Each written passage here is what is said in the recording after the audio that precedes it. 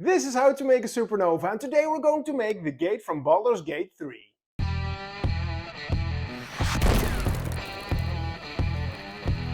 A few weeks ago I started playing Baldur's Gate with some friends of mine from my D&D group. And when you start the game you get this beautiful view from Baldur's Gate. It's one of the largest cities in the D&D universe. The sun is shining, the sky is blue, and everything looks very peacefully. But then you need to push a button.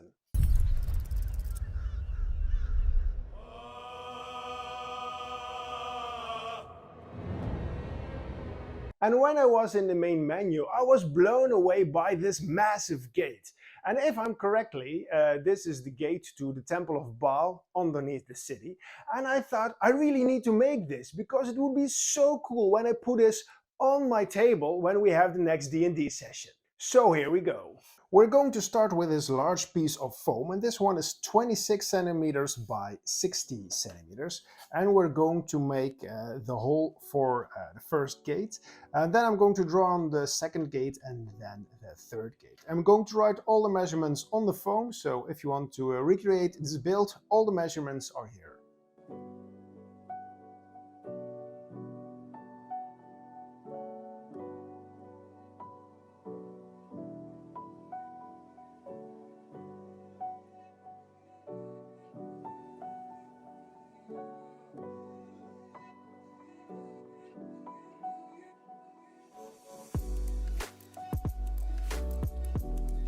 This is our gate so far, and we're going to push some gate pieces deeper into our project.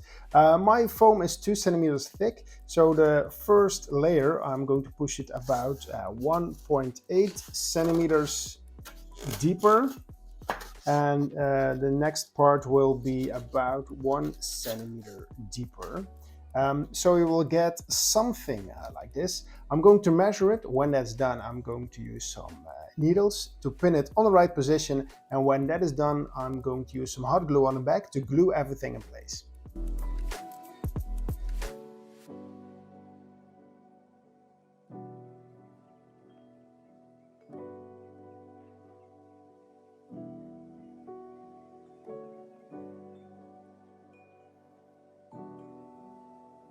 For the area around the skull we need 2 circles, and to do that I'm going to use this homemade tool. We need 2 circles, one from 16 centimeters and the other one with a diameter of 13 centimeters. And to do that I'm going to use this homemade tool. It's nothing special, and you can do this at home if you want. It's just a piece of plywood, and here a piece of wood to guide it, and a nail right here. So how it works: you put this on your proxon, you put your piece of foam on the nail, then choose the desired length, so slide it towards the wire and then turn your foam and you get a perfect circle. Let me demonstrate. I stuck my foam onto the nail, so right now I can turn it very easily and I can slide my tool to the length I want. So this block is already 16 centimeters, so I'm going to move it just like here. I'm going to turn on my proxon and just turn the foam piece around.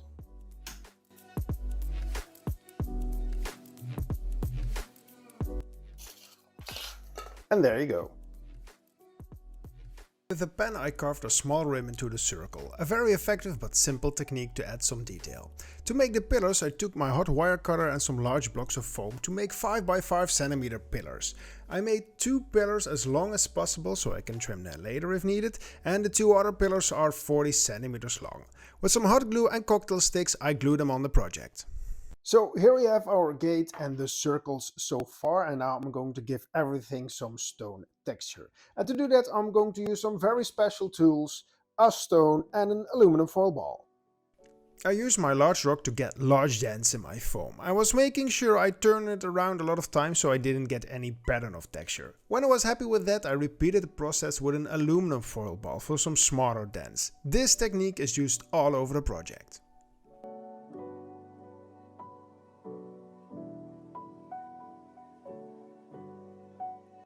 For the base I used a 44 by 35 centimeter sheet of foam. In the game menu we can't see the floor, so I went with a tile floor. I'm using the 3 centimeter width from my ruler as the tile size because this is very easy.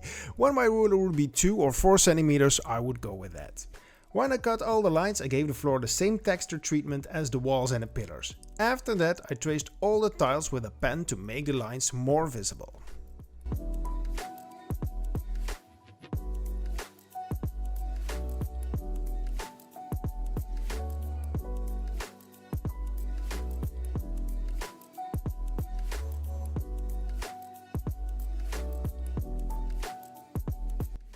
Before we can use this skull, I'm going to glue the jar to the skull, and I'm also going to paint it black because right now we can access all the parts and it will be way easier. When it's done, I'm going to trace it on our 13 centimeter foam circle, and then I'm going to make a hole in it so the skull will sink in the circle.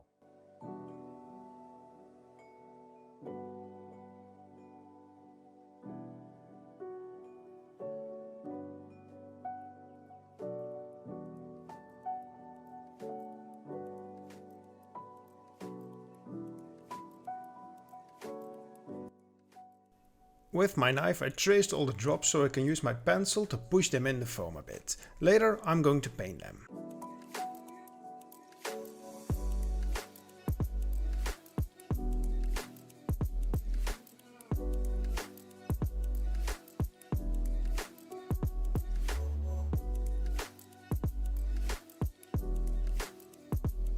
And if you like this huge build so far, I really hope you like and subscribe, because I have a lot more crazy projects I want to share with you. I am going to use this sheet of foam to support the stairs, but it is 2 centimeters thick, so I need to make room for it in the wall, otherwise it will ruin all the dimensions. When I was happy with it, I put the whole thing on the base plate and traced the gate so I knew where to put the glue. When the gate was glued in the base plate, I added some cocktail sticks for more support.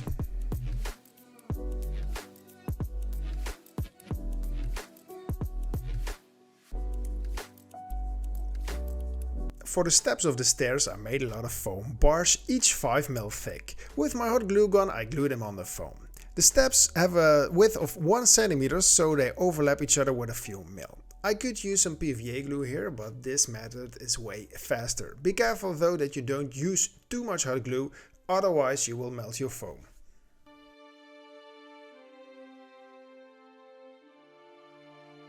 Because we couldn't use too much hot glue with the steps, I'm going to use some watered down PVA glue to give the stairs more strength. The thin glue will seep in between all the steps, and when it's dry it will make sure everything will stay where it is. For the pillars I made a 7 by 7 cm block to stand on. I gave them the same texture treatment and glued pillars on with some hot glue, and I used some sticks for extra support.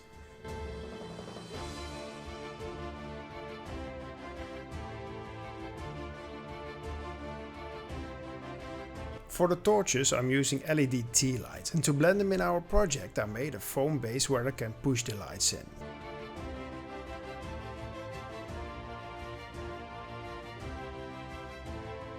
And as a finishing touch I added some smart dilters on the project with some thin foam strips.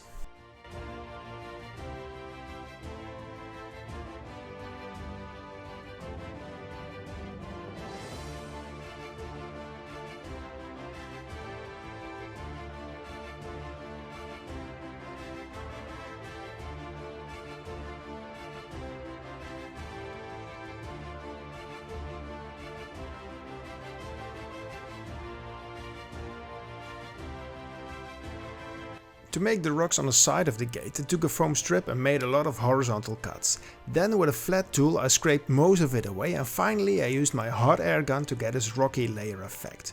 When the rocks were attached to the model I used some sculptor mold to hide all the edges and blend everything together. When that was all dry I gave it a coat of black foam safe spray paint. So this is what we have so far, and I'm filming vertically to fit everything in the shot so you can see the whole thing, and I added a model for scale. So now let's get painting. The whole diorama gets a heavy dry brush, so I took a piece of cardboard and wiped most of the paint from my brush. On camera it looks a little lighter than it really is.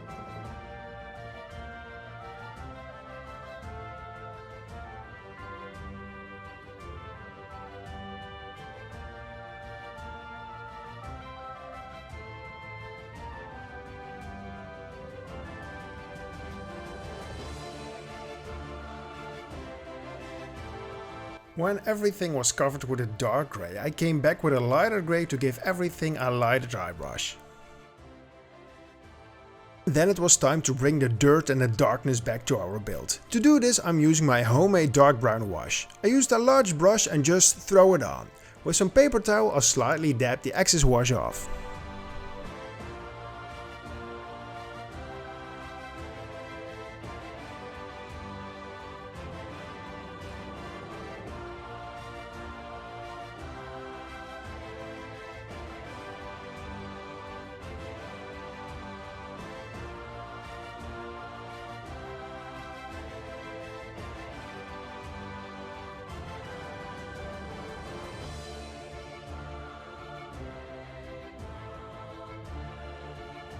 When the wash was still drying, I took the LED tea light and pulled the fake flame off. Then I painted the housing with the same dry grey I used for dry brushing the walls, and after that I came back with a lighter grey.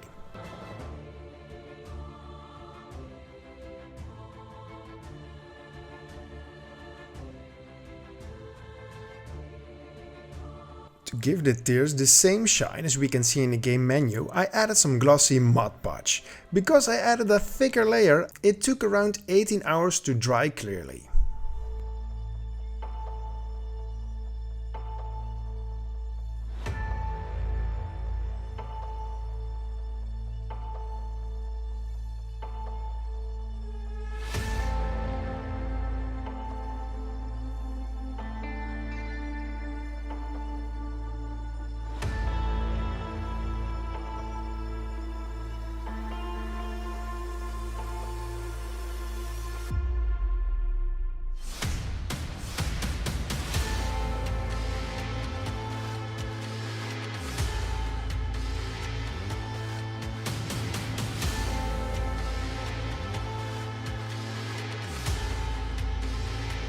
The last thing we need to do is to create some fire, and to do this I made a strip of hot glue on some baking paper, and with a toothpick I tried to create some flame shapes. A few seconds later the glue is already cooled down and you can peel it off very easy. And then with some super glue I glued them around the LEDs.